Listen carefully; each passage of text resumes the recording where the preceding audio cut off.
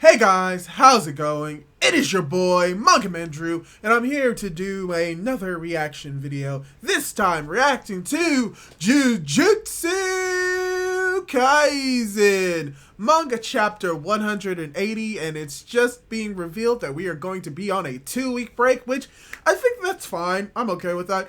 We've been seeing this happening a lot more frequently. It started with Oda, we've seen it with Hirikoshi, so I'm actually happy that we're getting to see more of these mangaka taking breaks. At least I think that this one is specifically Jujutsu Kaisen. I can go check just in case, but yeah, I think Jujutsu Kaisen is going to be on break, but that just means that what we're going to get in this chapter is going to be amazing and may actually wrap up the stuff involving Yuta, maybe some more clarification for what's going on with Rika, as well as against the dude with the pompadour and how he's able to shoot cursed energy out of it like a cannon. So we're going to be diving right into the reaction. Oh, hey, look, we're starting the chapter off with an image of Rika before, she turned into a cursed spirit. So, that's cool. As we got Jujutsu Kaisen chapter 180, Sendai Colony, part 7.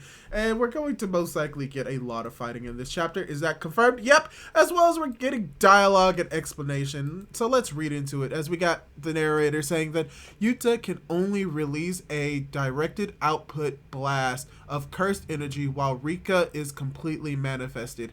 Even at full power, however, it is slightly weaker than Ishigari's blast, so he needed to rapidly build up cursed energy and fire before his opponent reached maximum power. That was his intention, but the intense look in Ishigoro's eyes expressed over 400 years of hunger and thirst, as he's most likely thinking, let's use every last drop. Ooh. So this is about to get wild. As he says, Yuta saying, just this once. Though he'd probably never find meaning in fighting, Ishigori's gaze melted Yuta Okatsu's heart. So I guess he's going to allow for Rika to help him fight off this guy, as they're both releasing a big amount of cursed energy, firing at each other in this double page. Ooh, wow. Yeah, this is going to be a really good chapter.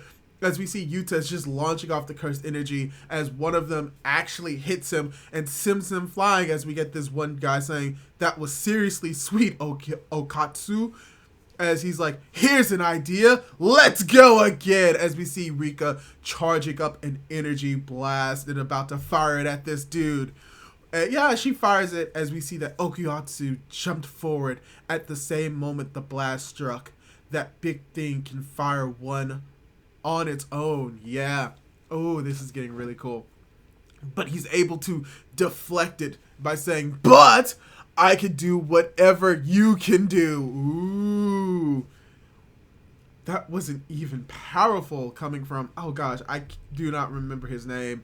It's Ishigori. Okay, I'm going to try to remember that. So Ishigori pretty much does the exact same thing that Yuta did by deflecting the cursed energy blast, as we're getting more dialogue saying, in addition to domain expansion and this meal with me, I don't think you can replenish very fast. As it's like, I'm gonna end this.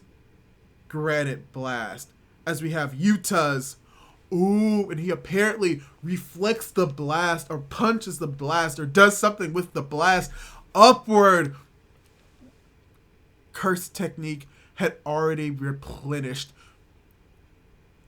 Okay, yeah, okay. Was that Uro's curse technique? Oh, he bit the sky. Okay, so I think this is just more confirmation. Yuta's curse technique had already replenished. Was that Uro's curse technique? Okay, so his curse technique is copy then. Okay. I didn't think that he was a mere cursed speech user. I thought the big thing had a curse technique of its own, but I was wrong. Okatsu's curse technique is copied, thank you! But there must be a major condition for it. When I was looking, so when did he satisfy it? Surely it isn't conditionless. As he's like, oh. Back then. Thin ice breaker. Ooh, okay. I get it. Okay, I get how his curse technique works. Oh, that That's interesting. And I'll talk about that at the end. That's interesting. Okay. I think so. 5 minutes. The connection between Rika and Osasu could end. A single blow that was too much for Rika, even when completely manifested, could cause her to reach her limit. As we just see Rika slamming in fushing Gulshiro. Gosh, not Gulshiro. What is his name? Ishigori. Rika punches Ishigori in the head. Ishigori comes in, punches Rika. As like they're talking about how she may have reached her limit, as we see that now Yuta's just going in close combat, kicking him most likely with cursed technique or cursed energy field, and they're just brawling out. That's all they're doing right now. They're just freaking hitting each other so hard. It's like, I had no idea there'd be more even after the last drop. So they are just fighting. It's like, this is my dessert. As he's just as you have Ishigori, I finally remembered it, grabbing onto Yuta, and Yuta also grabbing onto him, as Yuta's saying, we're done. As he's like, huh? Oh, yep, ooh! He says, that was mine. Oh, yeah, so he redirected it upward to have it slam right down in front of him. Yo, that's actually crazy. He used Uro's curse technique to redirect it back at me. And he's like, thank you. My stomach is full.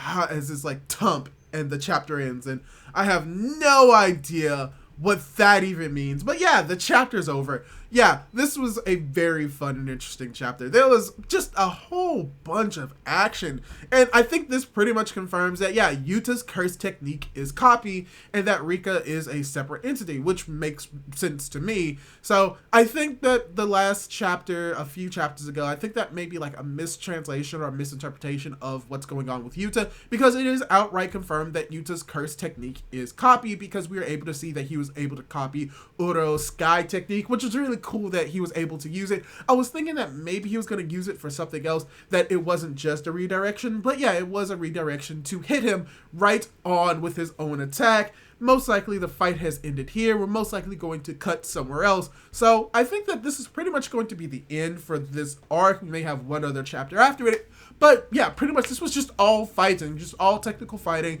Yuta versus Ishigori. Sorry for the noise. And the fight coming to a conclusion with pretty much Yuta being the victor. So that makes a whole lot of sense. So this was just a really enjoyable chapter. Not really a whole lot I can really like talk about besides the fact that, yeah, Yuta's quirk is copy. But yeah, it was just an action field fight. Really enjoyed it, and hopefully you enjoyed it as well, and hopefully you enjoyed my reaction. So hopefully you enjoyed it, and if you did, leave a like on the video if you want to see more content like this, and don't forget to subscribe to my YouTube channel. Do all that cool stuff, and hopefully I'll be able to catch you in my next video. Goodbye!